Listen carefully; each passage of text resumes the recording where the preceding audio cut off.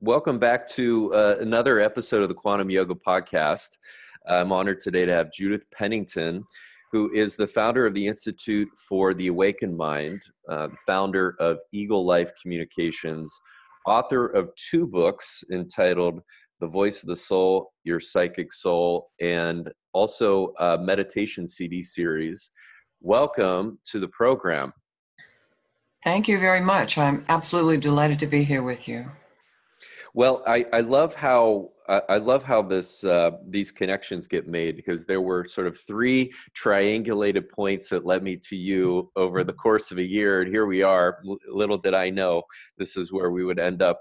But I have been I have had my own sort of little minor investigation into what is going on in the brain with meditation and different types of meditation.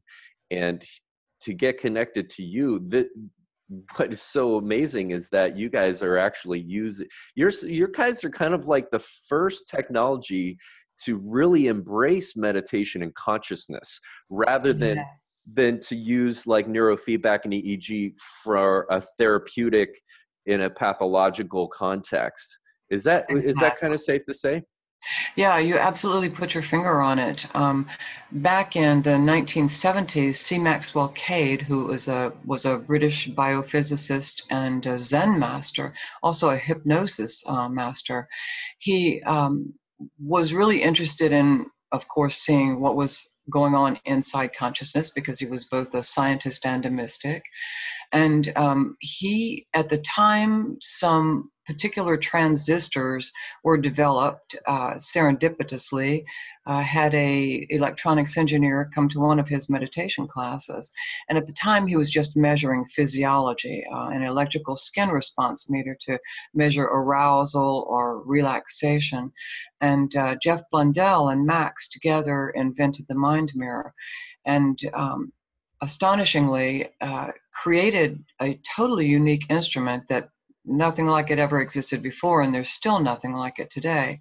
And what's unique about it, just to say a little bit about that, is that what they measured was the whole array of frequencies, from the beta conscious mind and the alpha sensory daydreaming awareness, which is a bridge, down into the subconscious mind of theta, still slower frequency brainwaves that most people don't have access to, except in maybe a creative aha moment or when they're meditating in their lives.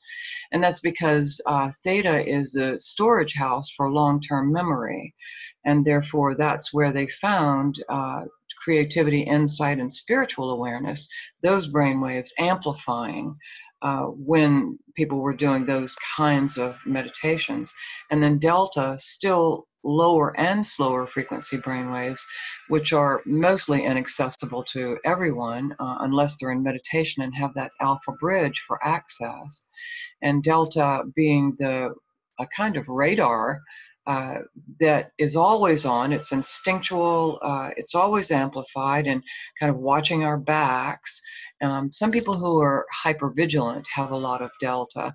Other people who are accessing their psychic awareness show delta. Healers have a lot of delta as well. And so they were measuring this array of frequencies, about which very little was known at the time. And then they were measuring the left hemisphere and the right hemisphere of the brain. So they actually had a pattern that was shaped very much like a human being.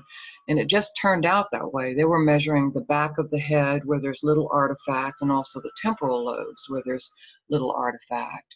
And this humanoid shape they found in people who were highly developed and spiritually aware, and Max called that the Awakened Mind, and wrote a book called The Awakened Mind, Biofeedback, and the Development of Higher States of Awareness.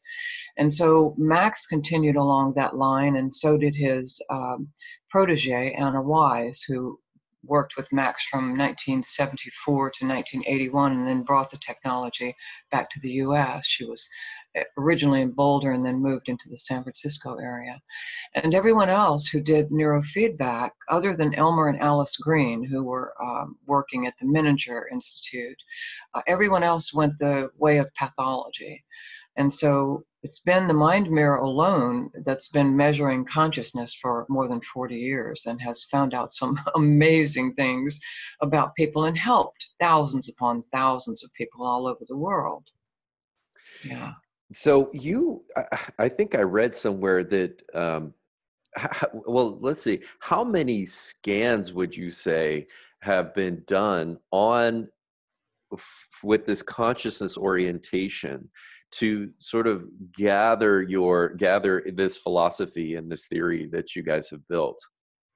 Well, at the time that Max wrote his book, he had done 4,000 sessions on people, and that included his studies. He did a lot of research on healers and psychics and yogis and swamis and people who were producing this pattern, not only in meditation with their eyes closed, because that's easier, because then you have the alpha bridge when your eyes close, but also could externalize, and that's what he was teaching people to do, was to externalize that pattern into everyday life. And he called it lucid awareness at first, then the awakened mind, and today we call it, I call it creative flow and peak performance, because those are the terms that are most familiar to people.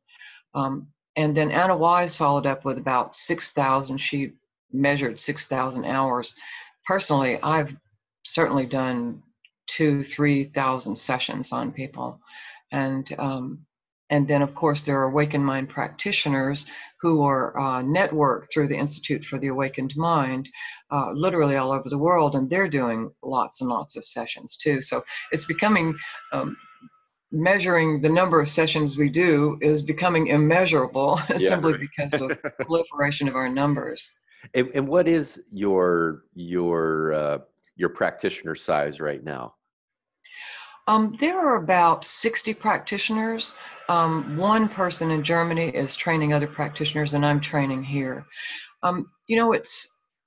We are moving into top of the mind recognition, partly because of transformative technologies, which awarded the Mind Mirror with that status as a transformational technology a couple of years ago, and then again last year. Partly because of our work with the Monroe Institute, but mostly because after Anna Wise passed away in 2010, I had this delightful meeting with a UK manufacturer who put the Mind Mirror on a neurofeedback biofeedback device.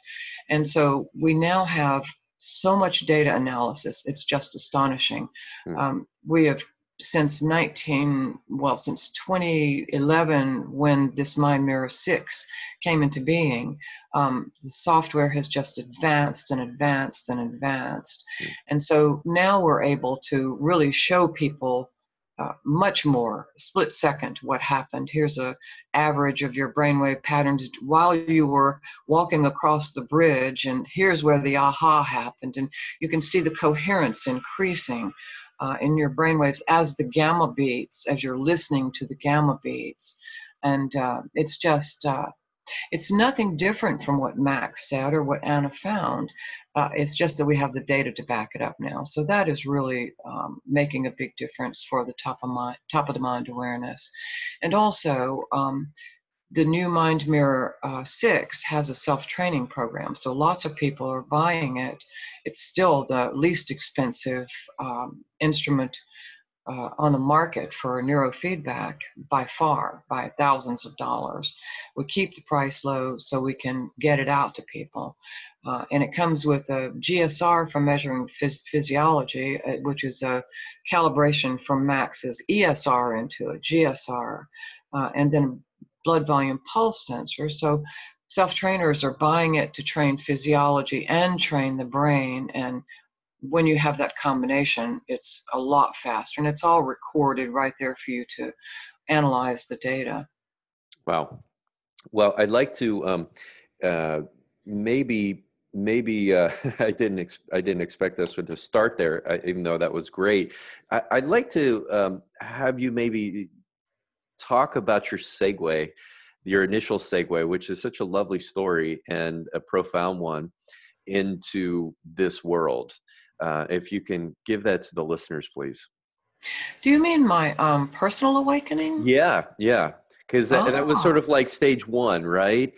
And then you yes. went through this process of trying to basically understand what happened, as far as I could tell, and that's when the side of science filled in the gaps, maybe. Yeah, yeah. So lots of people have had experiences like the one that happened to me, but of course, to me, it was quite the big deal. And is that I was a very busy director of a peace and justice group and a freelance writer. And everything in my life, my professional life was wonderful, but my personal life was a complete wreck because I came out of a difficult background and I had that hypervigilance and I had highly developed delta. And, but my thinking mind was completely disorganized by incredible amounts of stress, not just from my work, but mostly from trying to mother two children on my own.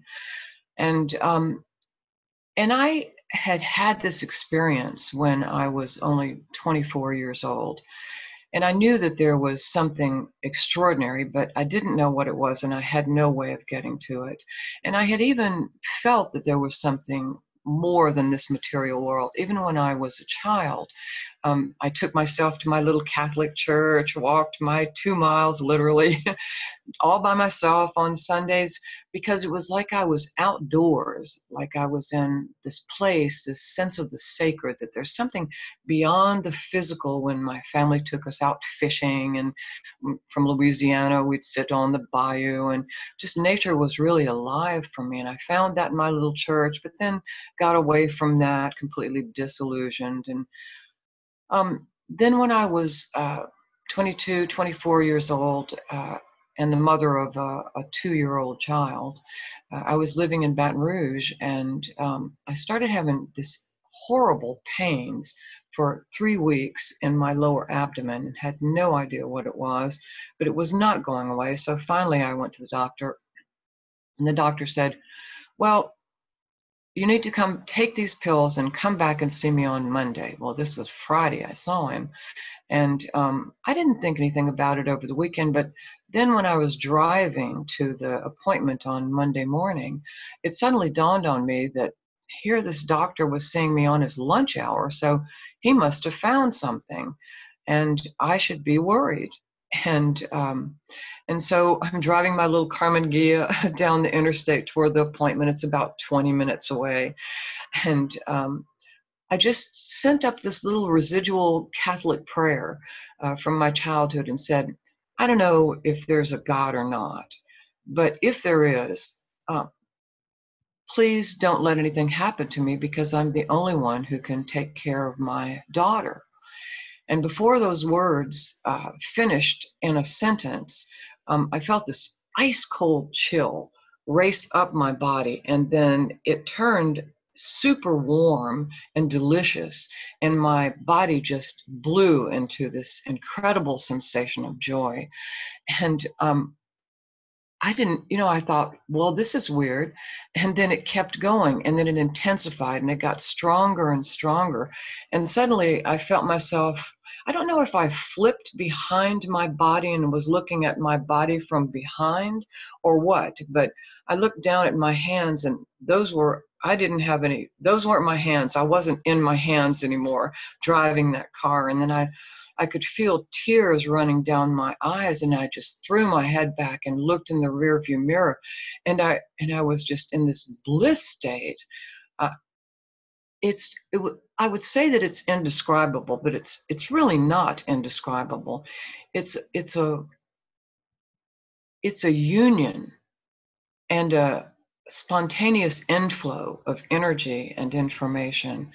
And I knew then that there was no such thing as death, that when we change state, we're only changing state, and there was never anything to be afraid of in all of life. No one had anything to be afraid of, and that this feeling was available at all times to anyone, that it was just about connecting, just about making a connection and knowing that there's something that energy is out there.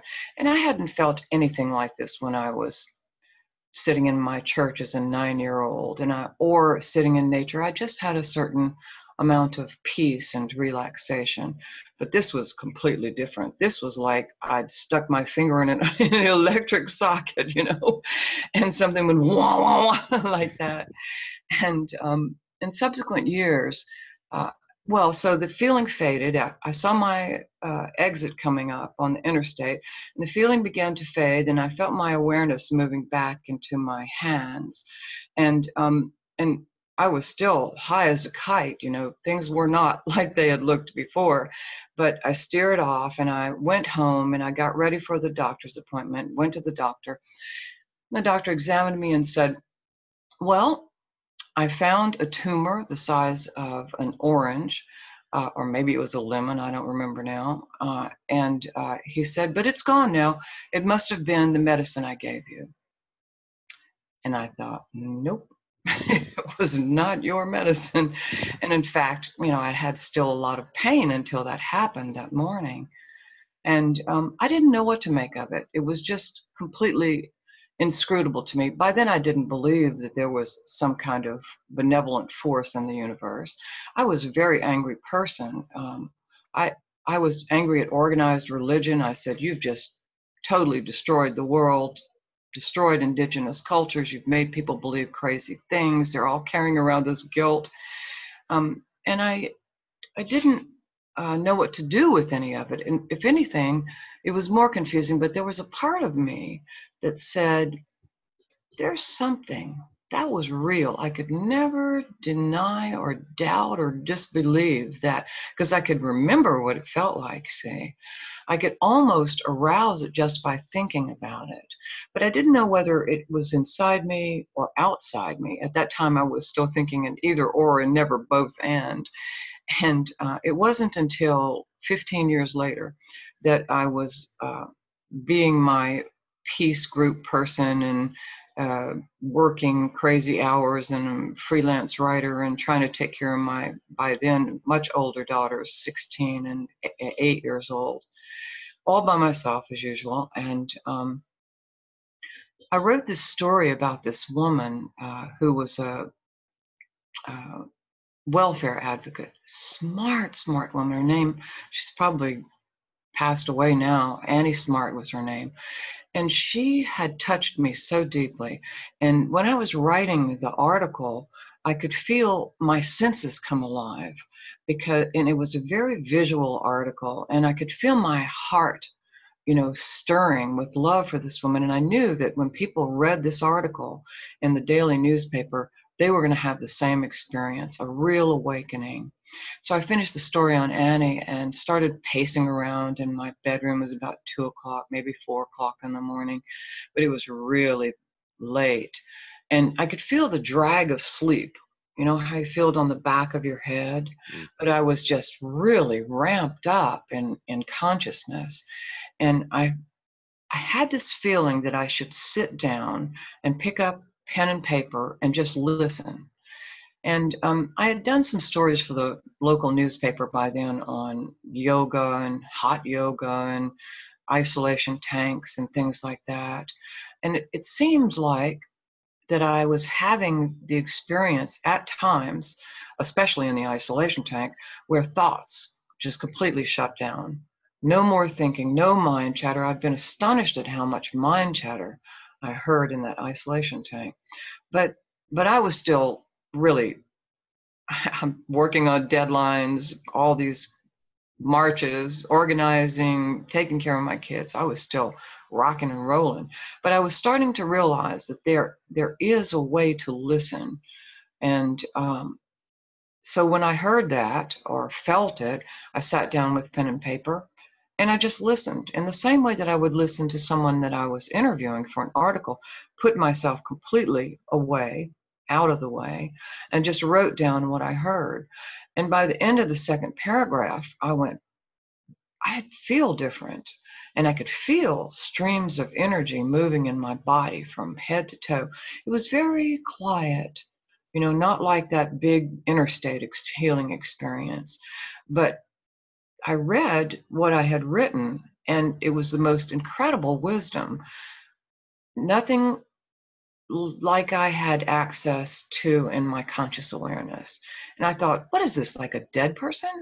And then I thought, I've interviewed some psychics, and I don't know if the people on the other side know any more than we do. I shouldn't listen to a dead person. But the wisdom was so beautiful, and the writing was so lyrical. It was clearly from some higher state of awareness where ideas and information are synthesized into a whole and then placed into metaphors and transmission of universal laws. And I said, wow. The next night I went, I'm going to try this again. And then it was a whole page. And 12 years later, I had this incredible sheaf of meditative writings that had taught me how to trust again, and to forgive, and to love, and to, most of all, to love myself, because I'd had such a chaotic life. I didn't love myself at all. And how to be a better mother to my children. And the writings had led me into an Edgar Cayce study group where I met with 7 people for a period of 10 years on a weekly basis. And then we were studying spiritual laws. And by then I had become a regular meditator. Part of the Cayce work, first chapter in the text is meditation. The last chapter in the second volume is meditation. So, and then I realized I had been meditating all along. And when I was doing the meditative writings. But then when I was doing nothing and was just sitting in silence, and it just came so natural because I had such a head start, I could almost get to the feelings of that healing state from so many years before. And sometimes I would have energy move in my back, and then my back trouble from car wrecks would disappear. So things were really happening. And so my meditative writing started to say, they've been saying all along that I was going to share this with the world. And I'm going, no, I'm terrified of people. I can't even speak out loud. Just forget that. That's just not happening. And, but as the years passed, I became so much calmer and so much better capable of communicating with people. I came out from behind and landed in the earth, I guess. All the trauma was gone. All the fears were gone. And I said, okay, well, what I'll do is just write this book, The Voice of the Soul. I knew what the title was, and I'll put the meditative writings in it because they're universal. And so I sent them off to an editor, and the editor says, no, you have to share your story.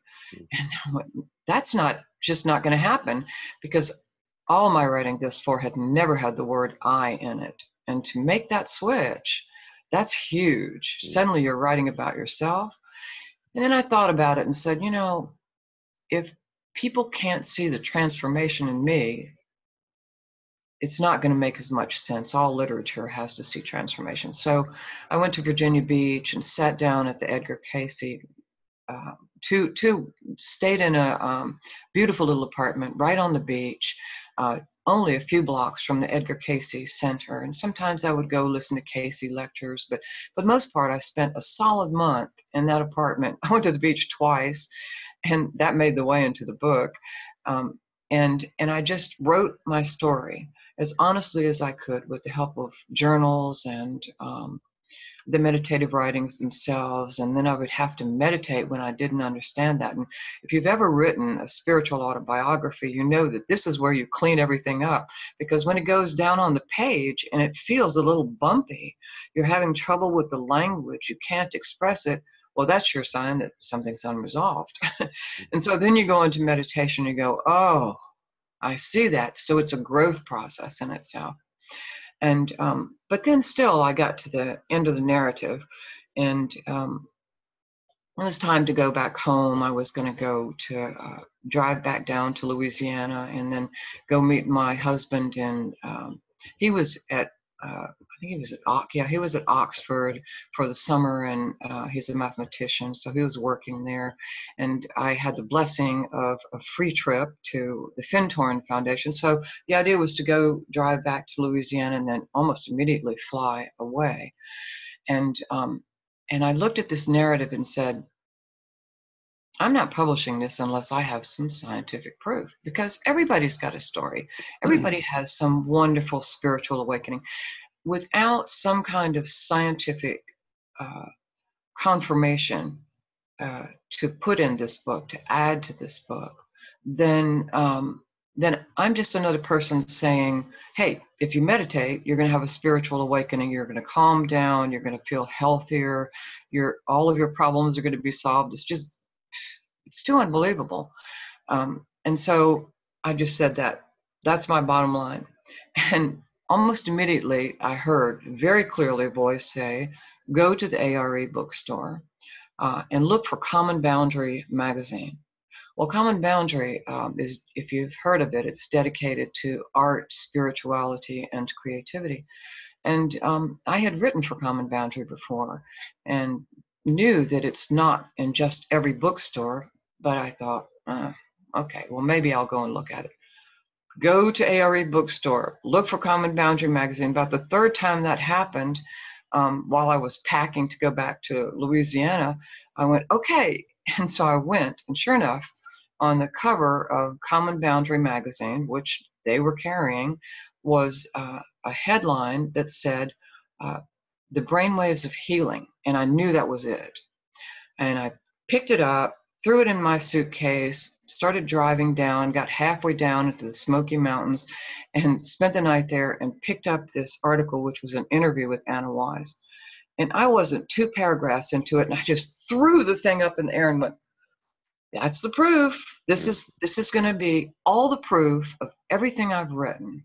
So from then on, all of my experiences in life started to fold into the book, because then I had a map of consciousness that I could use to interpret the experiences.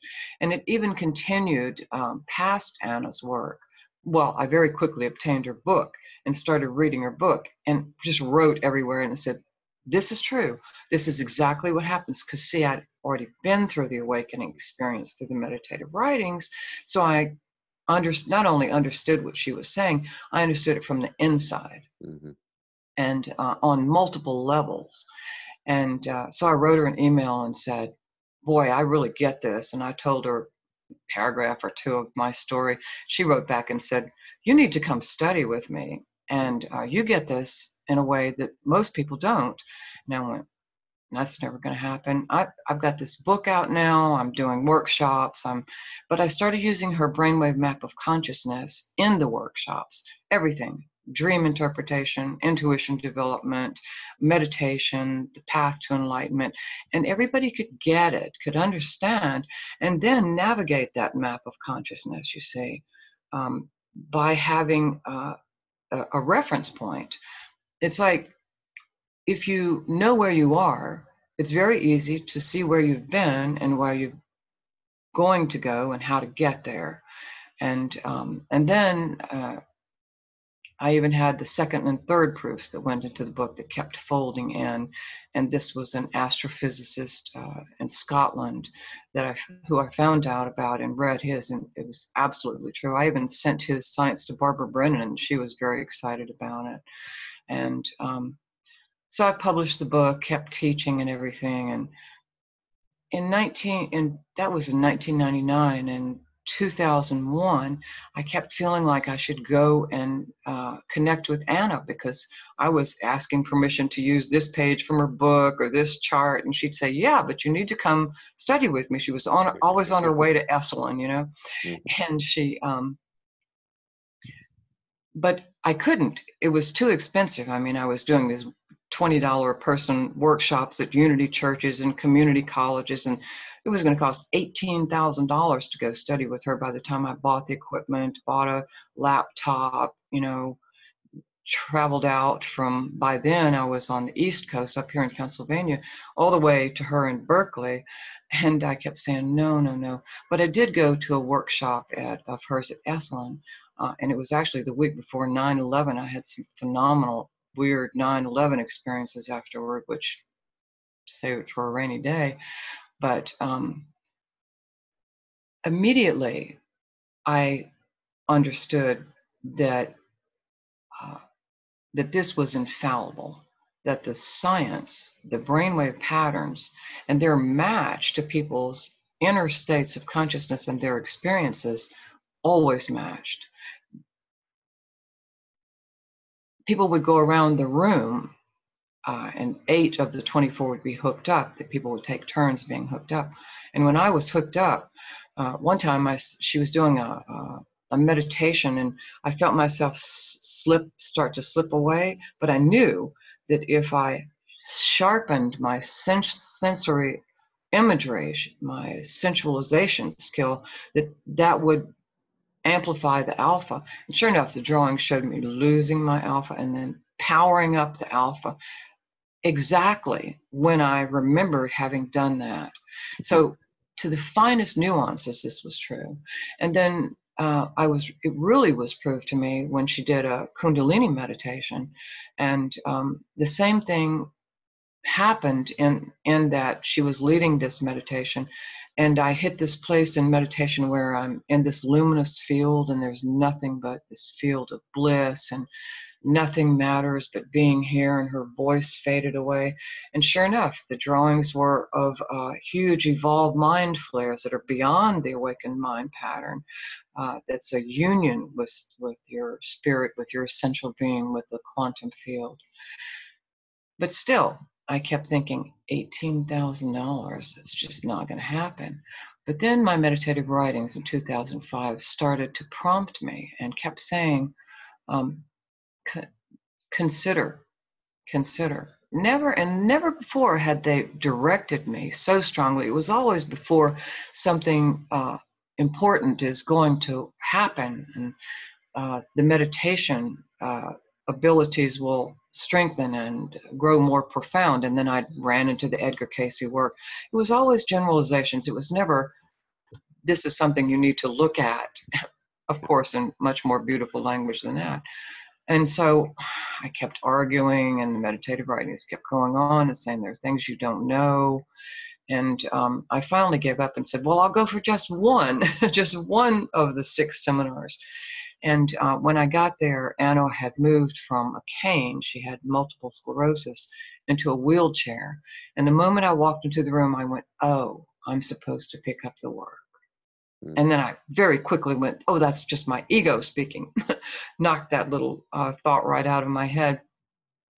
And Anna said, you have to stay for all of them, or you can't stay for any of them. So I scribbled furiously with my meditative writings, hours and hours each night. And I finally came to grips with, this is the most important work in the world. It wakes people up to who they really are. On a level most people don't have access to. It helps them get in touch with creative insights that resolve every question, every issue, every challenge. And it's so empowering because it's leading you not only to your own essential being, but to everything that's needed for you to increase the love within you. And you begin to radiate that, and synchronicities grow more powerful in your life, and you start living in a flow state. And every time I would go out to train with Anna, I would start getting so excited, and I had to learn to tamp that down, And after I was certified, I assisted her for 4 years at Esalen. We'd go there 3 and 4 times a year. And then she did pass away, and it just absolutely broke my heart. But there was nobody who had the organizational skills. Dare I say it, I'm a Capricorn with a lot of Virgo, which means that I'm extraordinarily organized. So networking everyone into the Institute for the Awakened Mind, starting the practitioner training program, developing the Mind Mirror, it just all came so naturally to me.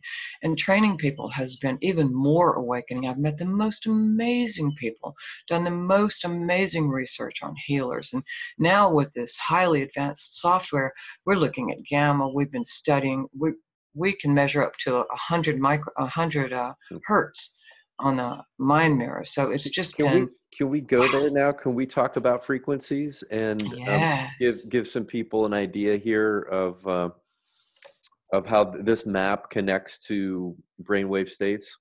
Sure. Well, when people are in a state of consciousness, like we both are right now, there's something going between us, you know. If you say something to me that relates to something in my life and I go, aha, oh, I get it. That moment of insight is the awakened mind pattern. So that's what we are, with the Mind Mirror, electrodes attached to them, are training people to access that state. And it's really not hard at all once you understand how to quiet the beta brainwaves of the thinking mind, which most people don't know because everybody's dealing with ordinary random thinking, beta. So I'm showing you the head, my head, and the head of the humanoid shaped brainwave pattern. Random beta has got about this much amplitude and no alpha because your eyes are open, which means your connection to your deeper self is just not there if you're sitting there thinking about, do I take this turn? And if you speed your brain up to be able to make a list or a decision, beta increases in amplitude, still no alpha. Now, of course, if you're having some aha, well, then your beta is going to decrease and your alpha is going to increase, and you've had that sudden moment of insight. But typically people go from random thinking to list making and decision making to high frequency stress, anxiety, and panic. And then there's no chance of connecting with your deeper self because alpha's blocked. And chances are your theta is flat because you're shrinking inside yourself. So there's no connection with the essential being. I mean, that's where I was for many years with no idea how to do anything about it until my meditative writing started. But when they started, just listening to what I was hearing was having the effect on me, especially because the meditative writings were just pure poetry, extremely lyrical, and that heightened my sensory awareness, which is what's happening in alpha. Alpha is 8 to 14 hertz, which are the frequencies of nature. So if you walk out in nature, this is why people relax, you know, when they notice the color of a leaf, the texture, the shape. Listen to bird song, watch a sunset. All of those things amplify alpha and reduce beta at the same time. And once you have the alpha bridge, you know how it goes. You're walking in nature and you go, oh, well, that was the solution. That's because now you have access to theta. Theta can amplify. So alpha and theta taken together, just those two, relaxed, diffused state of awareness, plus access to the material of the mind, that is meditation. So it's really not that hard. The trick is to get the alpha to get the beta to reduce, so you have access to the alpha. Most people have a lot of alpha when they close their eyes, but it's not stable because it's not trained. And then there are always issues in the subconscious mind, which can cause alpha to flare in and out. Oh, I'm afraid. The ego up in beta says, oh, I don't know where we're going. Okay. Nope. Okay. Nope. And, but once you meditate, either by yourself in silent meditation, or you go out in nature and you amplify that and stabilize that alpha, or best come to an awakened mind practitioner and have them hook you up and find out how your alpha is doing and help you stabilize it, then you really have more consistent access to that alpha theta meditation state, and everything calms down. I mean, the physiology calms down, the brain balances when you access theta, the balanced brain connects with the central nervous system and then the peripheral nervous system, and everything in the body starts to optimize so that the body starts to heal itself. Suddenly you don't have all this noise and static with the brain fighting itself, not having flow between the frequencies, because they're really operating right here from the front, the lowest and slowest. And once you have access to theta, well, you have way more access to delta. So all of your issues are in your long-term memories in theta. Not saying they're just in the brain, but saying that when you access theta frequencies, wherever those memories are stored, whether it's cellular or whether it's in your field, that's when you're able to access them. But there's also where your essential being is located. So when you're down there from 8 to 4 hertz in your theta waves, you have your issues and you have your essential being. And you just look at things, you said an image pops up, and with a little bit of training, you can learn a few questions to just ask that image. Say, how long have you been there?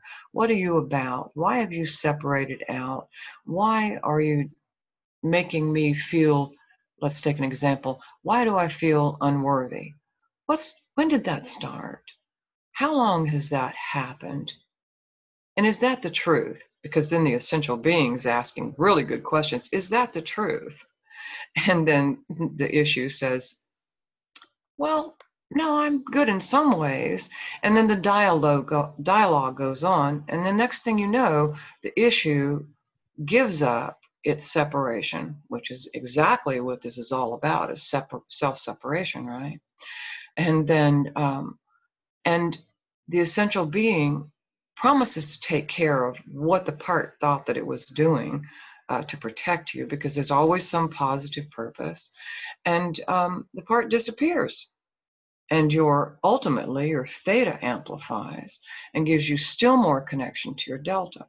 And sometimes you're not working entirely with your essential being. Sometimes energy and information move from the quantum field into your delta, and your delta turns up. Normally your delta is splayed out, searching, anticipating, or healing, sending energy out to heal someone else.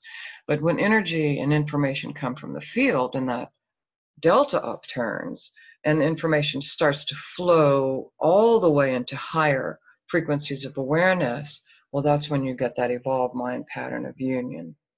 So there's the very act of getting insights, even if all you want is a creative insight to a work challenge, even if you're not going to heal some trauma or some pain inside you, it's still getting the flow of information from the field, from your essential being, up into your alpha, and all of that is transforming beta.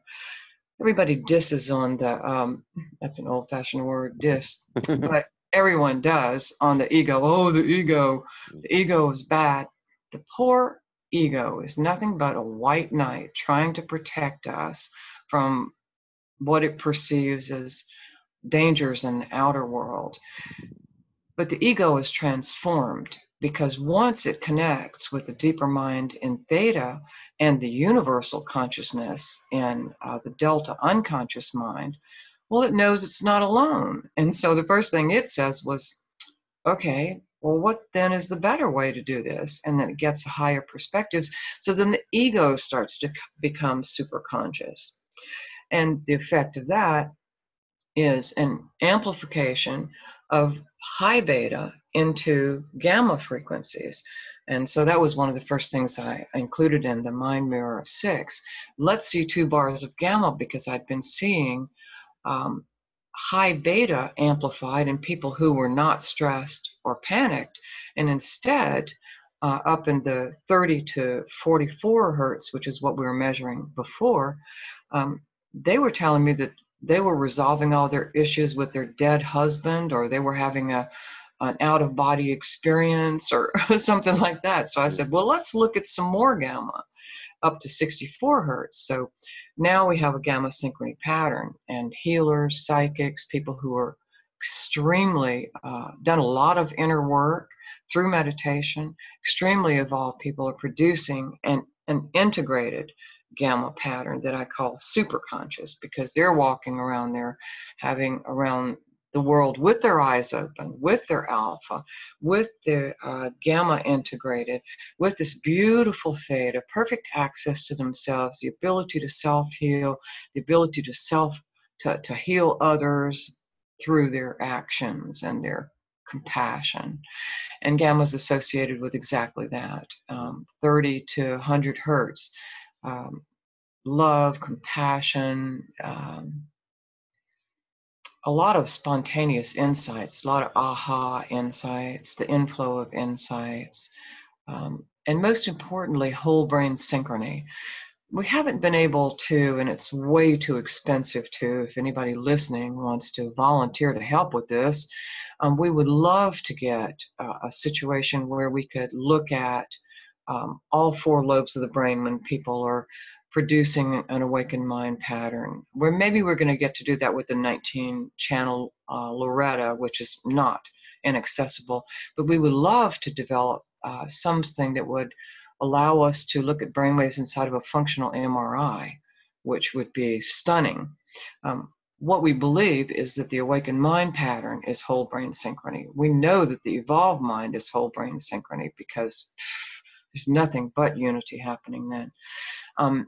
But gamma synchrony, as we call it, as I named it, when it's got those gamma waves in there, it is definitely those high frequencies. And from studies at the Monroe Institute, I can tell you that we're looking at coherence increasing, at least in the back and on the sides of the brain, when the gamma frequencies are occurring. And that's what coherence is.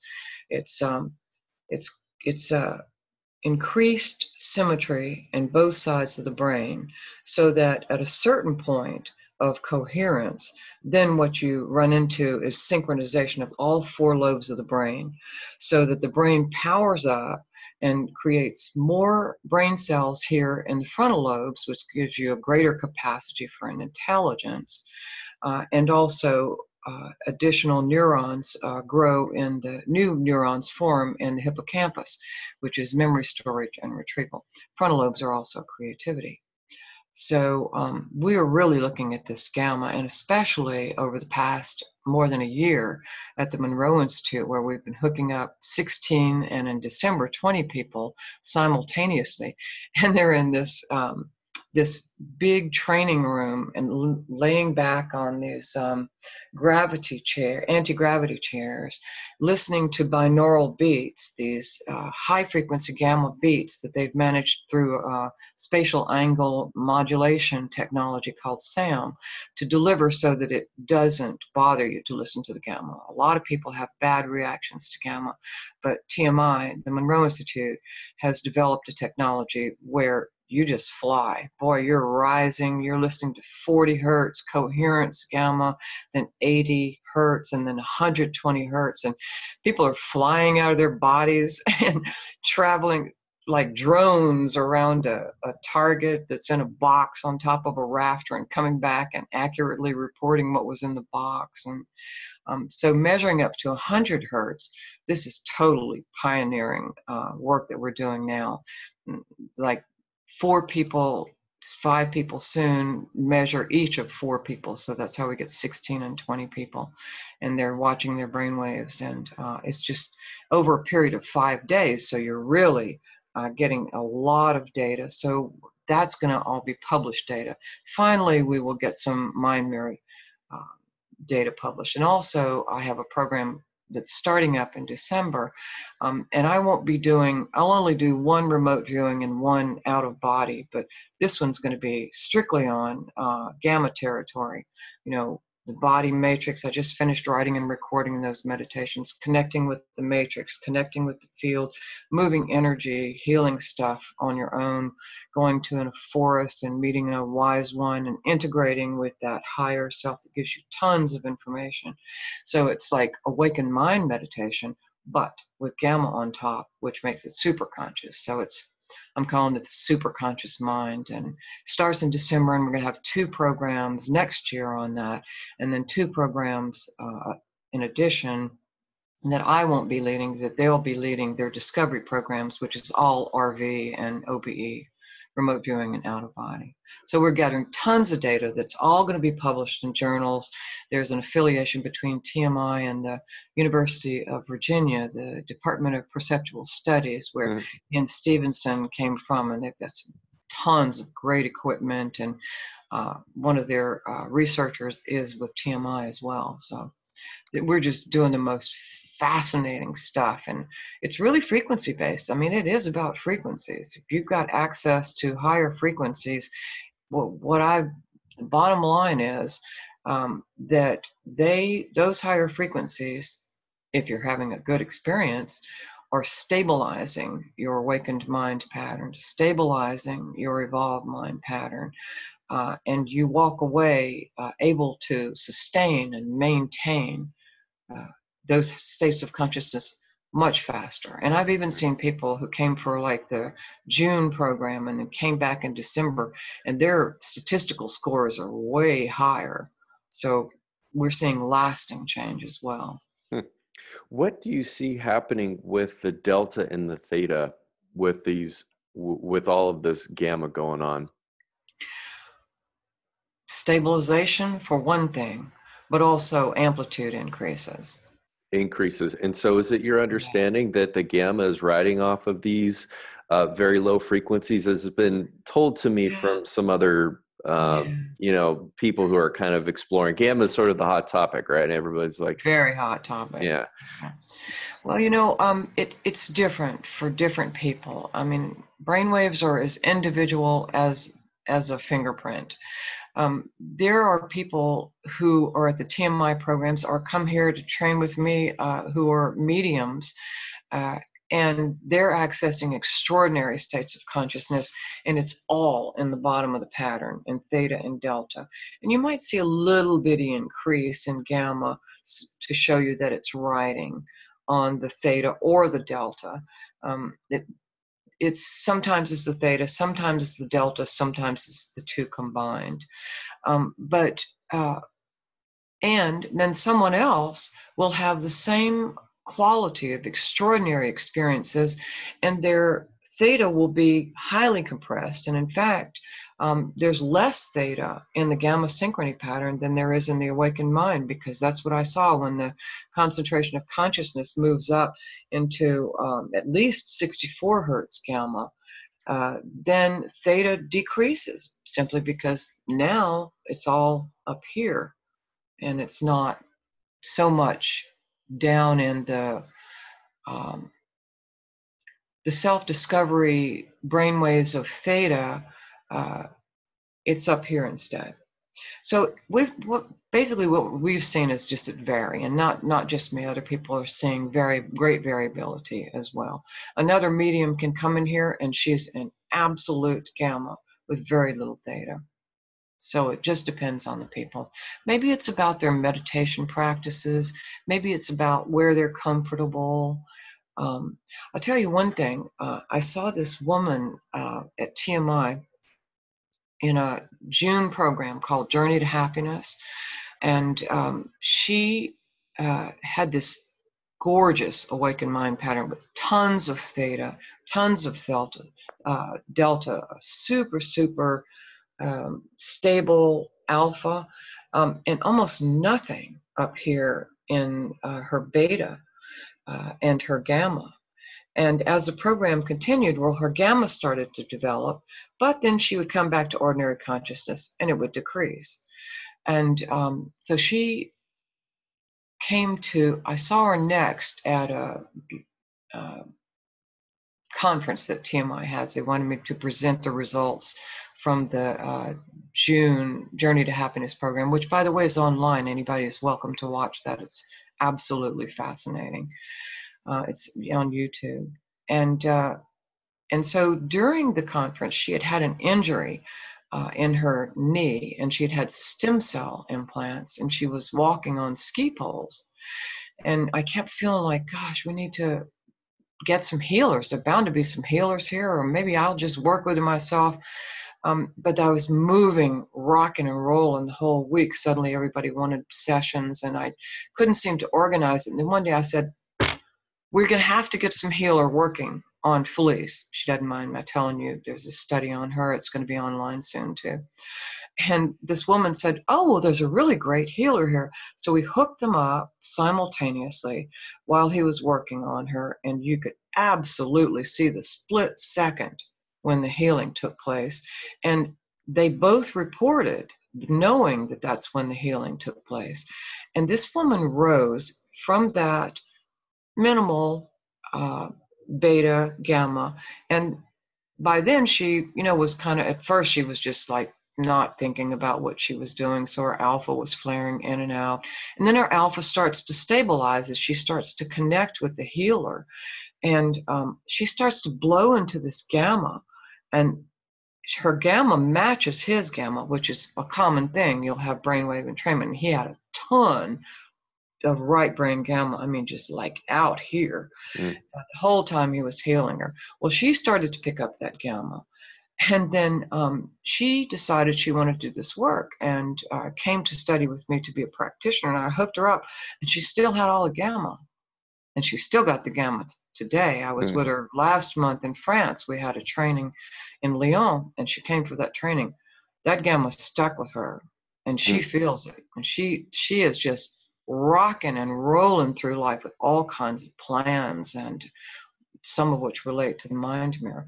So the gamma not only is known for neurogenesis, for the creation of new brainwave cells, it's known for neuroplasticity, so that it is rewiring neural circuits. So Felice was a classic case of that. It rewired her to gamma, and she maintained the gamma.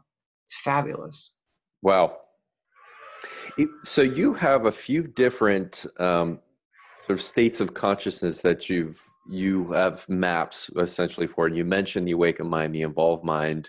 Are there others? Well, the gamma synchrony was one that that I mentioned before, that you see in a lot of healers and advanced meditators, mediums, psychics, and people who have meditated for a long time and have learned by going to the low, slow frequencies to have that gamma start to appear and ride for them. So the three patterns, those three patterns are the main ones we look at. But then meditation was the pattern with it's an awakened mind with no beta. So that's silent meditation. That's another one. We don't look at it in studies because you're creative problem solving, or you're listening to gamma, something's going to activate the beta, so you're not going to see flat beta there. But there was another pattern.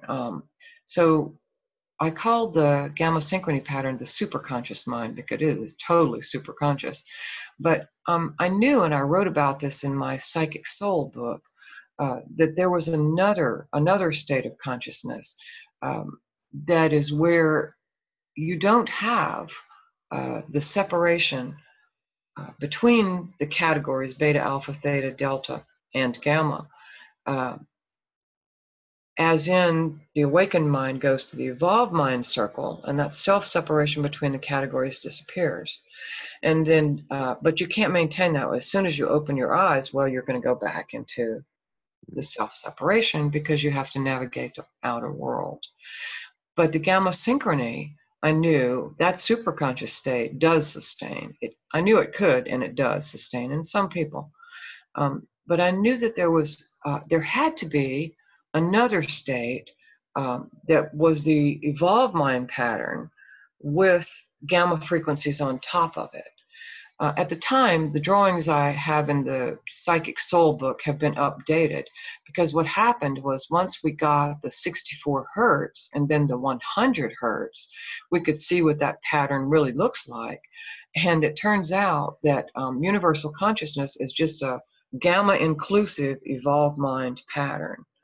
And so it's a field connection from the top and from the bottom, all operating in higher frequencies. You can't bring that out either, because at that point, that's probably what happened to me on the interstate during my healing, because the higher frequencies were so palpable. And I don't do a lot of self-training, but I still meditate on a regular basis. And I have hooked myself up and looked. And when I'm feeling those energy flows, that kind of expansion, purple eye in the forehead, that's beyond that pulsating eye. High pitches singing in my ears, my body's vibrating. That's not the mind mirror frequencies we were looking at before. That's happening. Those are higher frequencies. You can just see the gamma rising right up in the summary window, and the coherence rising up too. Mm. So yeah, And the gamma. this is a pretty highly aroused state as well. I mean, if you It were is. right, I mean, which is vastly different than the kind of quiet meditation state that You're you were right. mentioning before. And so I would just assume that you would see, because you have biofeedback integrated with this. So when you're looking at the pulse and you're looking at GSR, are you seeing high That's a arousal? brilliant question. Yes, absolutely. In some people, the GSR, state 6 on the GSR is an awakened or an evolved mind state. And when people hit that gamma, either the GSR starts to drop toward arousal, but you're looking at their brainwaves and you're going, oh, no, they're not arousing. It's the body that is arousing. So it's either the GSR or the heart rate. And the heart rate, I've seen the heartbeat go up 10 beats a minute. 10, 12, 15 beats a minute. It's really extraordinary. And but the temperature goes up. Wait, did it? Let me think about that a second. No, the temperature kept going up on the temperature sensor. That continued to rise. So you're looking at the temp sensor and saying, well, they're in meditation. And you're looking at the GSR and heart rate going, yeah, they're in meditation. So this is gamma. I'm already looking at the gamma, so I'm seeing the gamma. So yeah, it's amazing. And so for some people, they don't want the gamma because of that arousal. You have to go and really ground yourself afterward. Mm-hmm. It's hard to take that out of meditation, but I don't even like the gamma. I like the gamma in meditation, but sometimes people come here to train and they're these heavy duty gamma producers, and I spend the whole training just trying to run, roots out of the bottoms of my feet and just trying to ground, because it's very diffused. Your consciousness is highly diffused. You become super expanded, and trying to draw brain waves and lead a meditation while you're super expanded. Ooh, it's not so easy. Right. I wonder, we're getting kind of close to the end here. I wonder if you've seen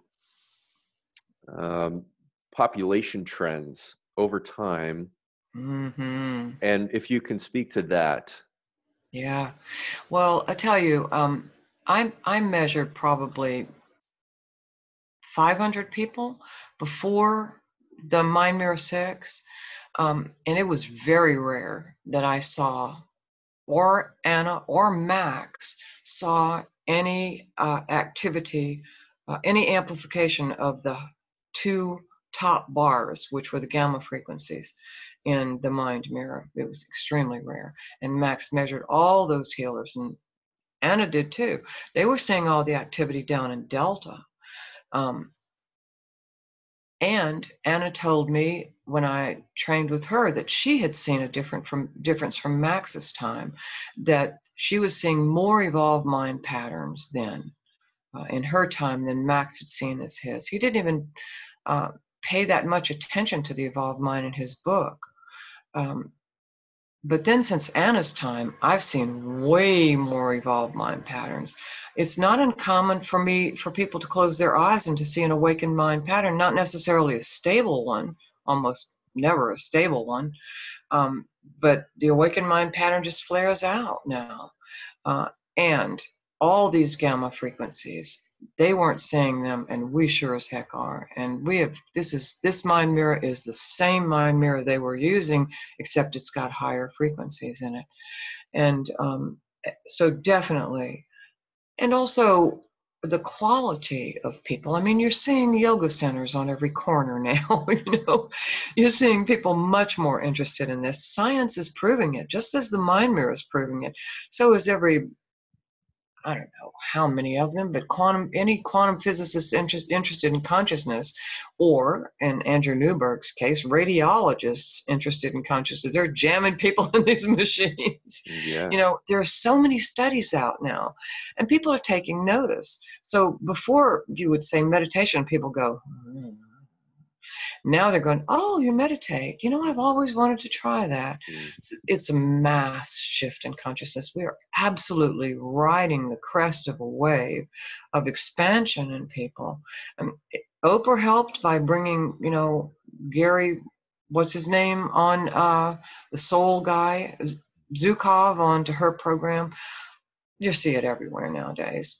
Everybody wants to be super conscious. All these movies that we've had since TV came out, since movies came out, why do we have Superman? Because people know at some point, somewhere inside themselves, that this is possible. And now they know how it's possible. And it's simply through meditation and brainwave entrainment and mind expansion. And I saw you had Dawson Church on the program. EFT, Joe Dispenza, he is totally laying out in his Becoming Supernatural the entire pathway. And it's exactly our pathway. I was with him in France, both him and Dawson in France as well, at this energy psychology conference. And boy, we don't disagree on anything. I mean, we are totally agreed on everything. People read them, they see all the videos on YouTube. And if you can convince people of an objective reality, then they'll buy into it. But there's a right alongside that desire to become super conscious, there's a skeptic in us that goes, I'm going to watch TV and eat this donut. You've got in addition to the Monroe Institute program that you mentioned earlier, you've also got something at the Omega Institute coming up in September. Tell listeners about that. Yes, thank you for that. So this would be my first time at Omega. Actually, Dawson Church brought me in last year for a program to pinch hit for a speaker. And I just really love the beautiful, beautiful campus, the lake and the hiking trails and the consciousness there. Of course, Omega's been around a really long time. They're one of the largest, besides Esalen, they are the central human potential center in the United States. And although the ARE, you could say something about them too, Edgar Casey's ARE.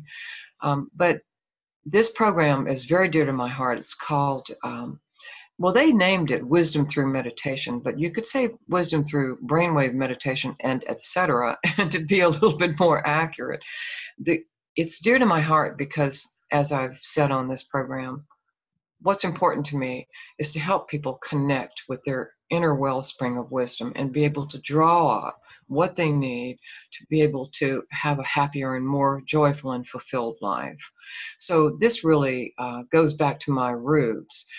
It has all the brainwave stuff. We're going to hook people up, look at their patterns. They're going to meditate and everything. We're also going to do some sacred singing. I'm bringing my guitar and my zither. We're going to do some chanting, and we're going to have a section on conflict resolution, because if you don't understand peaceful conflict resolution, well, you're just going to go out and get in a fight with somebody and lose your alpha and go into high beta.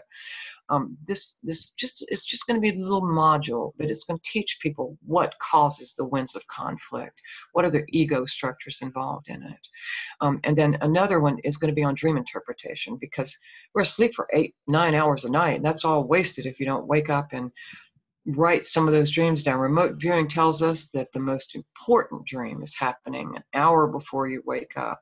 And if you can just lay there and keep your alpha stable long enough to draw up the dream fragments and write them down in a journal, then that's a meditation. And also, when you do lucid dreaming, that is an awakened mind pattern. So you can actually train your brainwaves for higher states of consciousness while you're dreaming. So between the music, the nature, the hikes, the externalization of the awakened mind through the hikes in nature, and the brainwave training, is going to be a spectacular week. I just hope listeners will come. I can promise you, as we would say in Louisiana, laissez le bon temps rouler. Let the good times roll. That's what we're doing on this program. Thank you, Judith. We'll make sure to get the links to those up on the show notes. And wow, keep up the amazing work. Thank you so incredibly much. I've so enjoyed speaking with you. You really have a vast knowledge of everything yourself, which comes out in the lovely questions you ask. Thank you for that too.